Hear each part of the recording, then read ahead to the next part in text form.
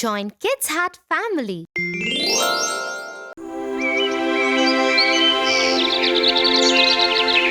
Tia, see, I got an A grade in English. I am so happy. Oh, that's really good, Tofu. But hey, this was just your first step. Your finals are still to come. Better study for them too. Ha ha ha ha. Tia, I already scored an A in it. Do you think I need to study more for the finals? Don't you think I can give my finals even without studying for them? Tofu, it's not good to be so proud of who you are and your achievements. One should always remain humble, or else one has to suffer. Suffer? How?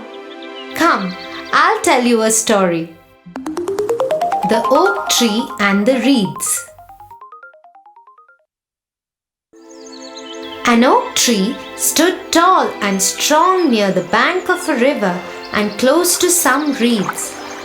It was a huge tree with a huge trunk and hundreds of big, strong branches. The oak tree was so proud that he used to boast openly about his strength. I am so strong and mighty. Nothing can uproot me. Nothing can destroy me. Ha ha ha ha ha ha ha.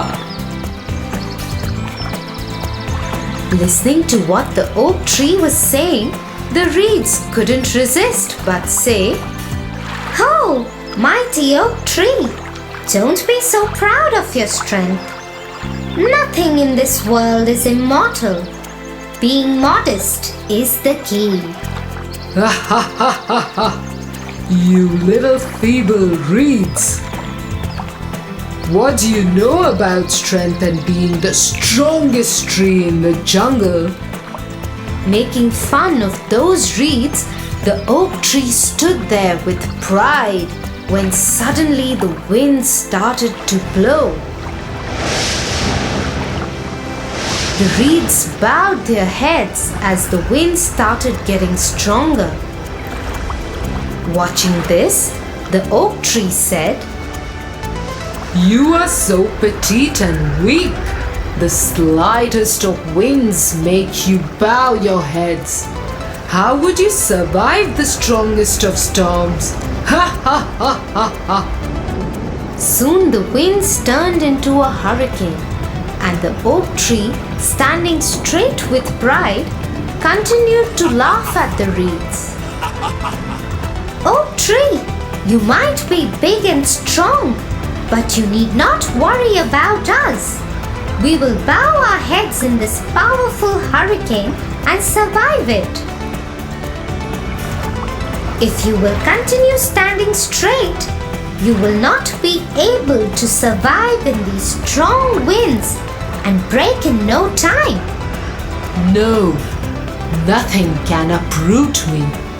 I am the strongest and will continue to stand tall and never bow down, no matter what.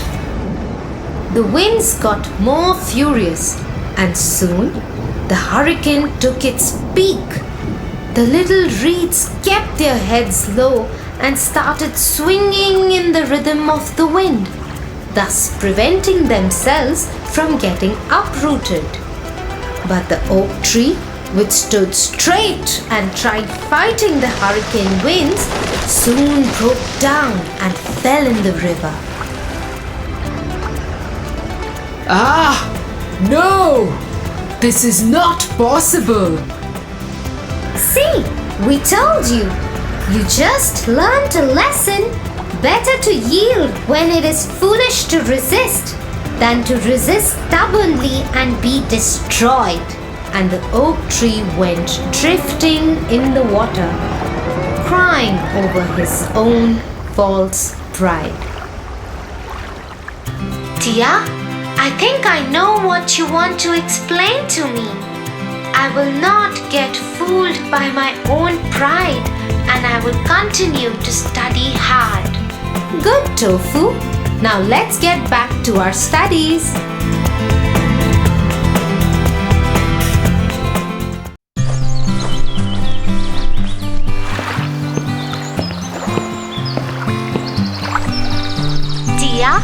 recite so many stories to me that are full of morals, but you have never recited your favorite story to me. Which one is it? Tofu, that's true. I haven't yet recited my favorite story to you. Would you want to listen to one of my favorite story? Yeah. Jack and the Beanstalk. Once upon a time, there lived a widow with her only son, named Jack. Their times were really hard, and they were living in poverty for long. Jack was too young to work and earn money. All their house furniture and other belongings were sold off to carry on with their basic daily needs. Until at last they were left with a cow, who used to give milk every day, and that they used to sell off in the market to buy bread. One day, the poor old cow didn't give any milk. That's when Jack suggested his mother, I think we should sell off this cow and get a good return in bargain. So Jack left to sell off the cow in the market. On the way, he met a butcher. Oh, where are you going, Jack? I'm going to the market to sell off this cow for a good bargain. Oh, why take the trouble to go that far? I have a very good deal for you. He took out 5 strange-looking beans from his pocket and handed them to Jack. Jack looked little hazed as to what kind of good bargain it is. Oh my God! They are so beautiful. What do you call these? Beans, magical beans. If you plant them overnight, by the next morning, they will grow up and reach the sky. Wow! Mother would be so happy to see them. Thank you, Mr. Butcher. And off went Jack happily to his mother and showed her the magical beans. But to his disappointment, she only got angry at him and shouted, Off you go to bed right away. She threw the beans outside the kitchen window and into the backyard and went off to her bed, crying and weeping. The next morning, when Jack woke up, he saw outside his window, and to his surprise, he saw a great beanstalk reaching up to the sky. Oh my God! This beanstalk is so huge! I need to climb this up to see where it leads to. He climbed up and up and up till his home looked a mere spot on the ground. At last, the stalk ended and Jack found himself in a completely different place. But suddenly, a beautiful lady appeared and said, Hello, Jack. You don't know me, but I know you and everything about you. The castle you see there belongs to a giant who stole all your father's money and killed him. Your mother had kept this secret from you to protect you. He owes you, Jack. The lady disappeared in thin air. Jack kept standing there and thinking, He surely owes me and my family. Far away, where the road ended, he could see a huge castle. He went up to the castle and knocked on the huge door. A giant woman opened the door. She looked scary and howled at Jack. What do you want? If you please, ma'am, would you kindly give me some breakfast? I haven't eaten anything since yesterday. The giant woman, though looked cruel and ugly, had a kind heart and offered Jack a huge plate of English breakfast, but warned him, You must finish quickly before my giant husband comes back and eats you. Then suddenly there was a huge knock on the door, and the wife picked up Jack and hid him in a huge empty kettle. As the door opened, the giant entered and roared. Fee, fee, fo, fum. I smell the blood of an Englishman. Be he alive or be he dead, I'll grind his bones to make my bread. Nonsense! You're mistaken. It's the ox hide you smell.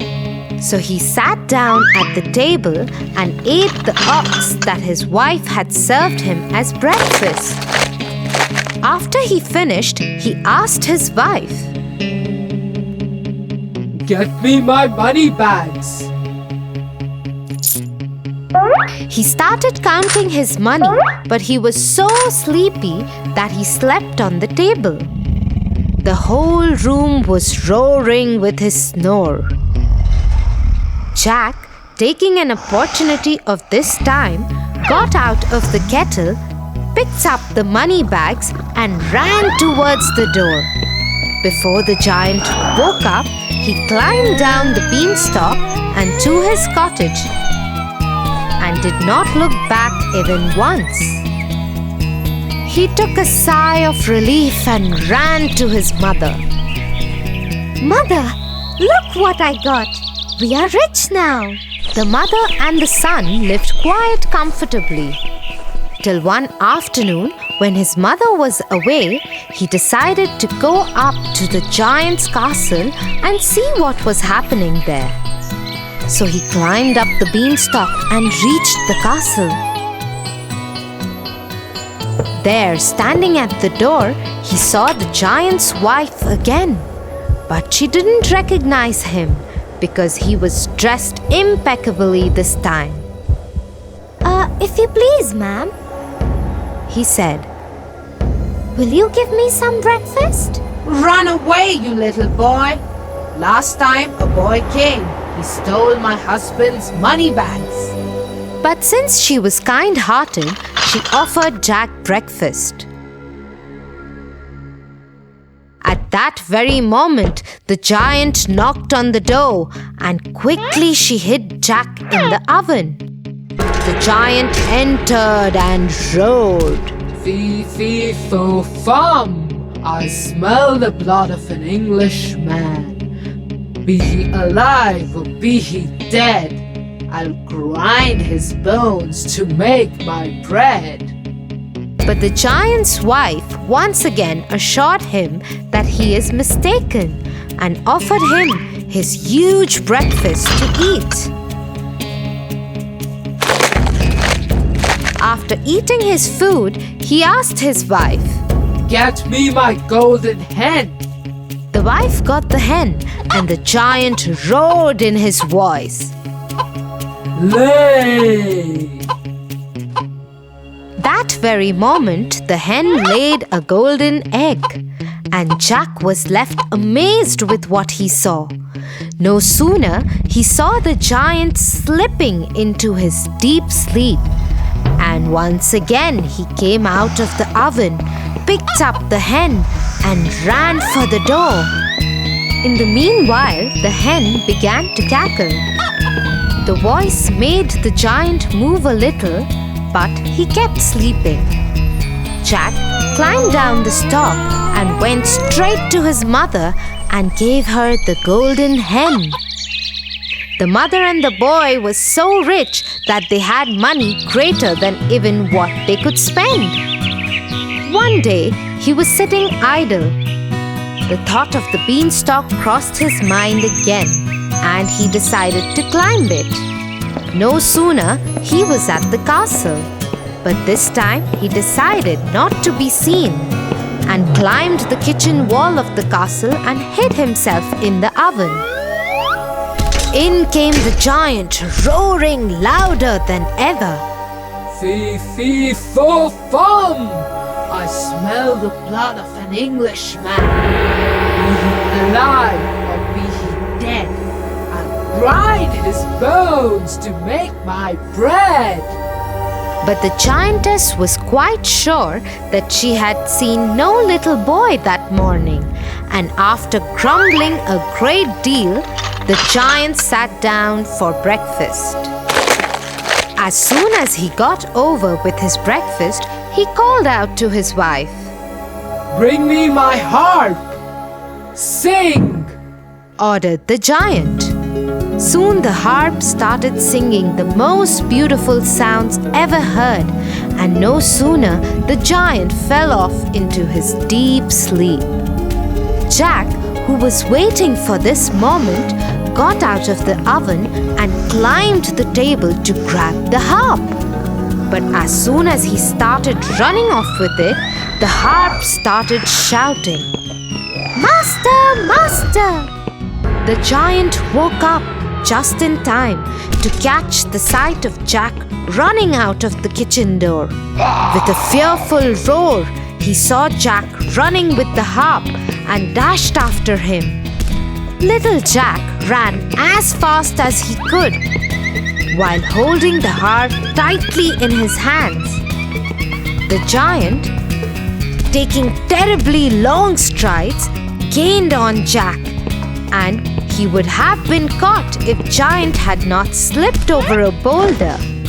Before he could pick himself up, Jack began to climb down the beanstalk, and when the giant arrived at the edge, he was nearly halfway to the cottage.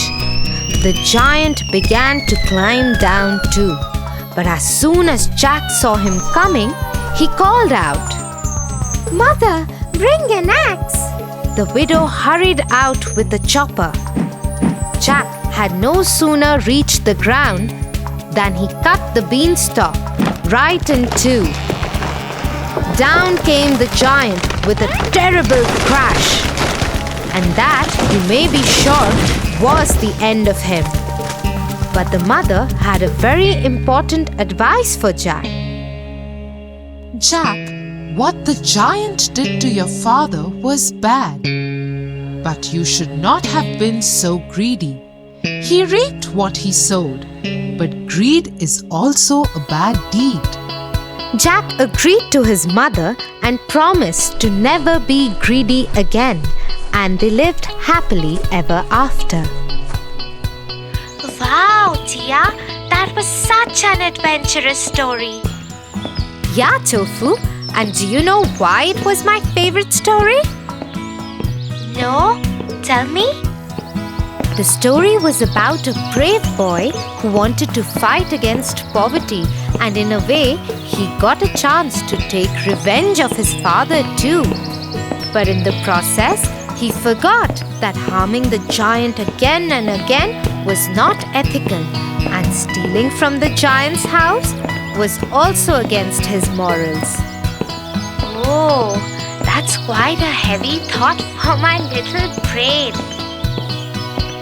Ha ha ha! Let's go. We are late for dinner. Mom must be waiting.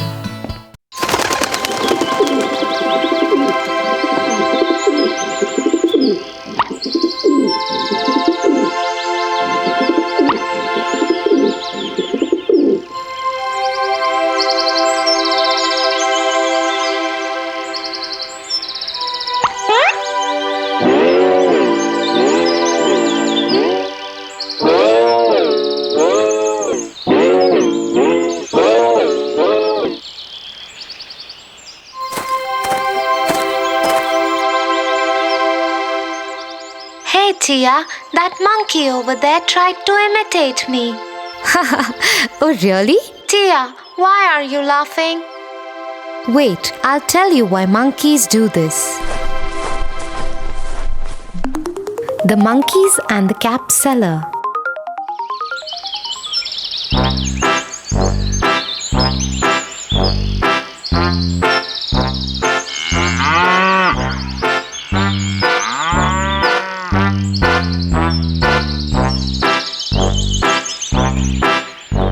Once, a cap seller was going to sell his caps in a village market. Caps, caps, caps, 5 rupees caps, 10 rupees caps. Caps, caps. He was going through a forest. He was carrying a basket of red caps on his head. He got tired in the heat of the sun and thought of lying down under a tree for some time. He put his basket on the ground. I am so tired. Let me take a small nap.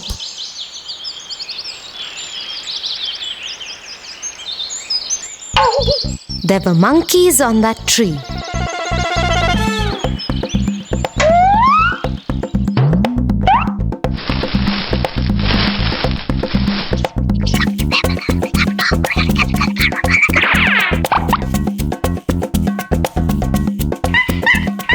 They came down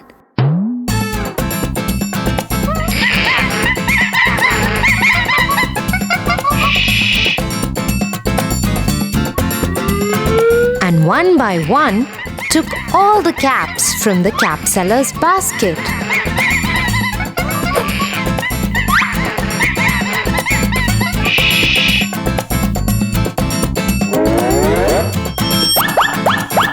Then they climbed on the tree. When the cap seller woke up, he was shocked to see his basket empty. He searched for his caps everywhere. To his surprise, he saw the monkeys were wearing them. He found that the monkeys were imitating him.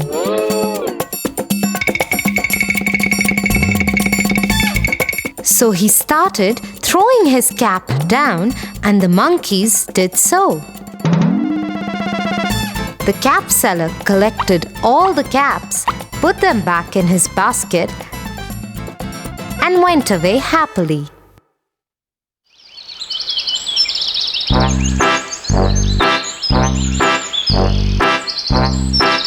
So, Tofu, we should deal with cleverness in such situations because wisdom helps during difficult times.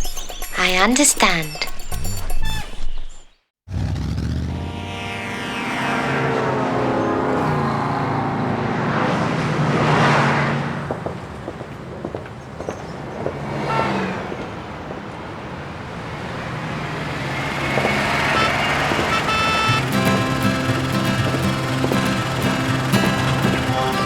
Why is that young man helping that man to cross the road? That's because he's blind and needs help to cross the road. Oh, how nice of that man to help him. Yes, it's always good to help others. Why, Tia? Come, Tofu, and I'll tell you a story. The Dove and the Ant.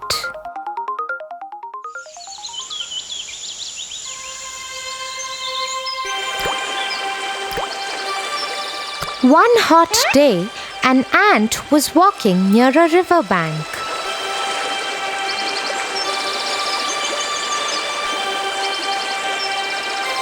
The poor ant lost its balance and fell inside the water. Help me! Please help me! Help me! She screamed for help.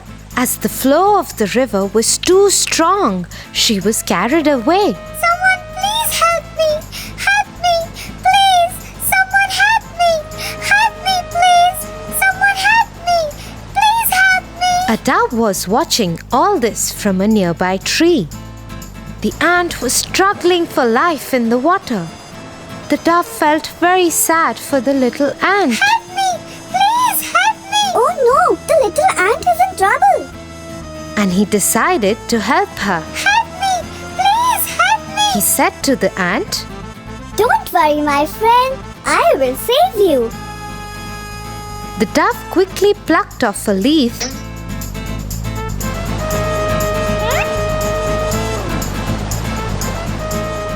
and dropped it into the water near the struggling ant.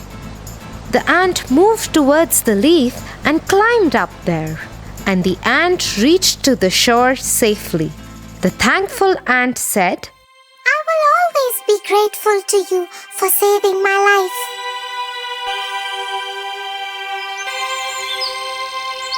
Few weeks later, the ant saw a bad hunter with a gun. The hunter was targeting at the dove sitting on the tree.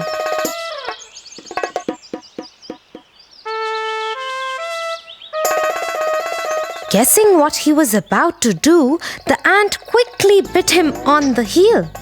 Ouch! You pathetic ant! What have you done?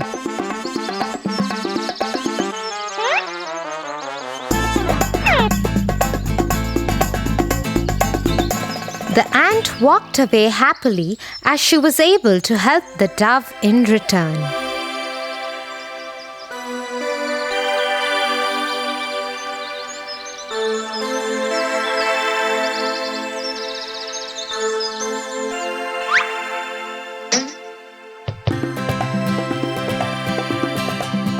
So Tofu, just the way Dove's good deed helped him to get out of danger by the ant, similarly, every good deed we do for others will surely come back to us. I will always help the needy.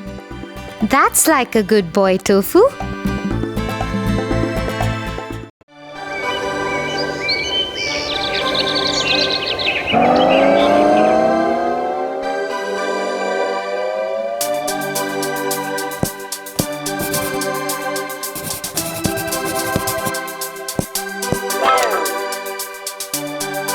I just don't feel like studying. Let's go out and play. Tofu, exams are just round the corner. Don't you think we should prepare for them first and then play? But dear, they are still 2 months away. We can enjoy now and study later. What if we are not able to study then? Because of some uncertain circumstances? Why? What would happen then? You never know what tomorrow has in store for you, Tofu. So one should always be prepared for future. Wait, I have a little story to tell you, and this would cheer you up too. The Ant and the Grasshopper. Ha ha ha ha ha. Ha ha ha ha ha.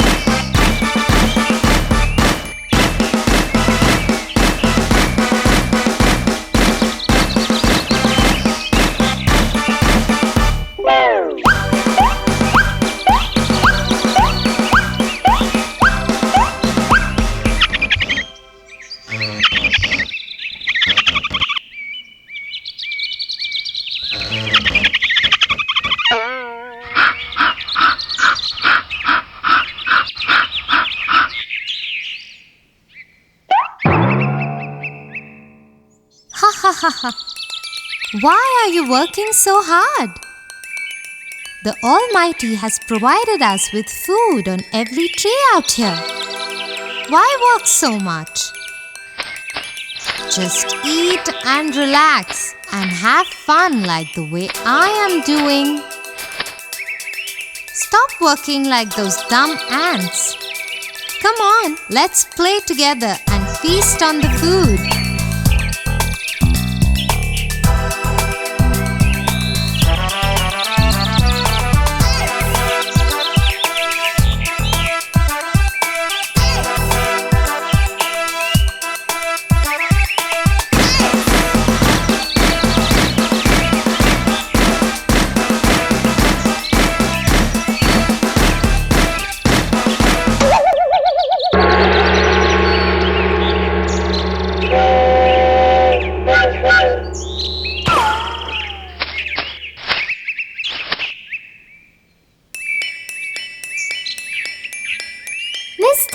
grasshopper.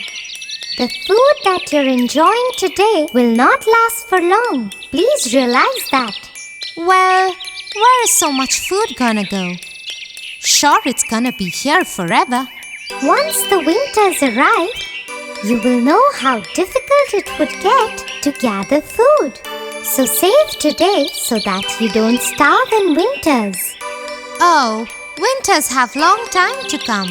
Till then, let's all play and dance and feast on food.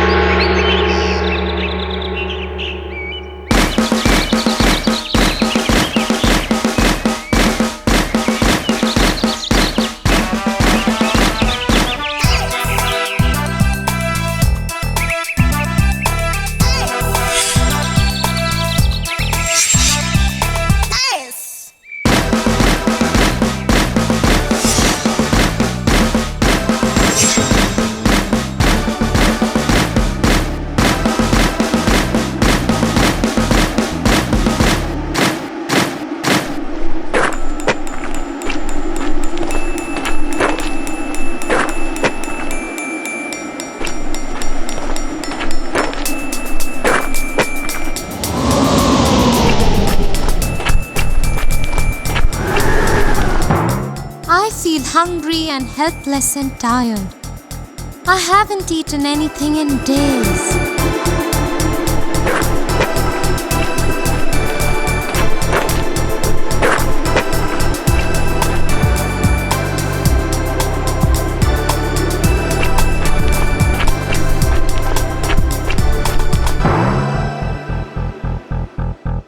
Did the grasshopper die of hunger?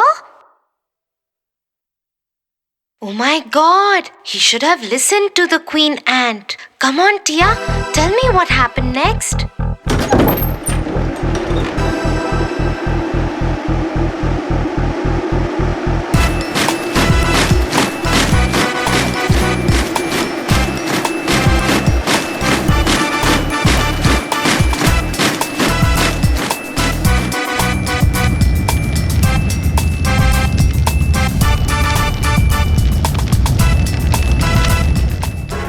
Feeling better? Yes, I am. Thanks for all the help, and I think I have a lesson to learn now. Had I listened to you back then, I wouldn't be so miserably homeless and hungry now. The grasshopper learned a lesson the hard way. Yes, Tofu, but do you know what lesson he learned? Yes, work today and you can reap the benefits tomorrow. You are intelligent, Tofu. Now let's study today and reap benefits of our hard work tomorrow.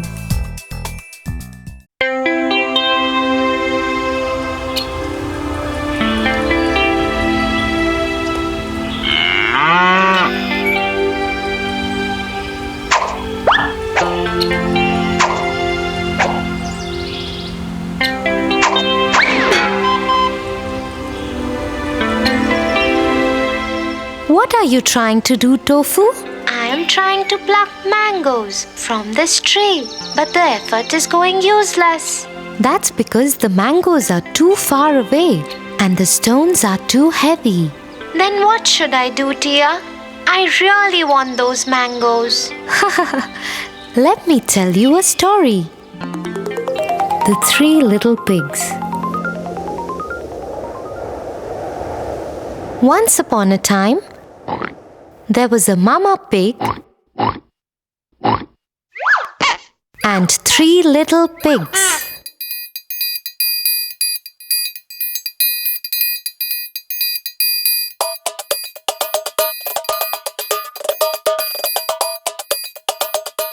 One day, Mama Pig said to them, You are old enough to build your own houses.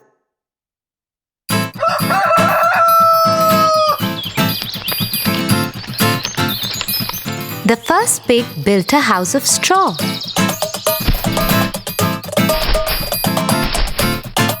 He said, Now the wolf can't come and catch me and eat me.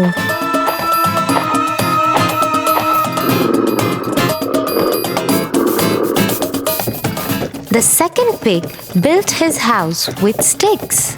stronger than the first pig's house. He said, Now the wolf can't come and catch me and eat me. The third pig built his house with bricks, stronger than the second pig's house. He said, Now the wolf can't come and catch me and eat me.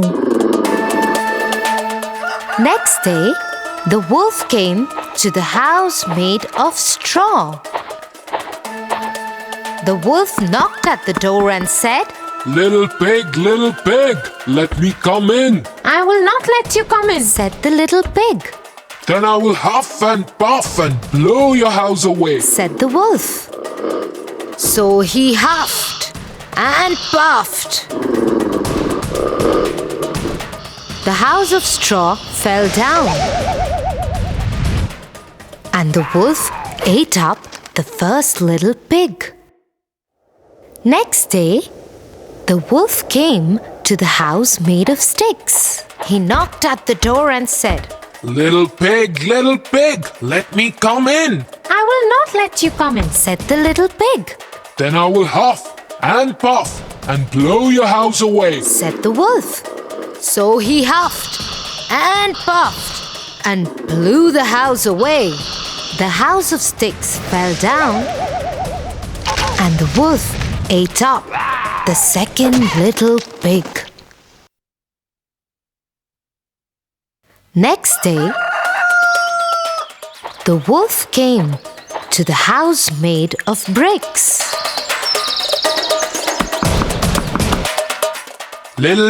little pig, let me come in. I will not let you come in, said the little pig. Then I will huff and puff and blow your house away, said the wolf. The big bad wolf tried to huff and puff and blow the house down. But he couldn't. He kept trying for hours, but the house was very strong. He tried to enter through the chimney, but the clever third little pig boiled a big pot of water and kept it below the chimney. The wolf fell into it and died. So, the way the third wise pig managed to escape from the wolf without using weapons, but through his wisdom, would you be able to do the same?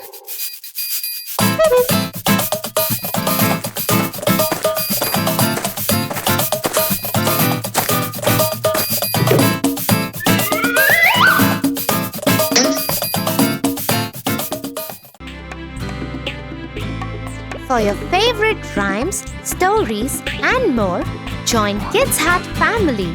Subscribe here.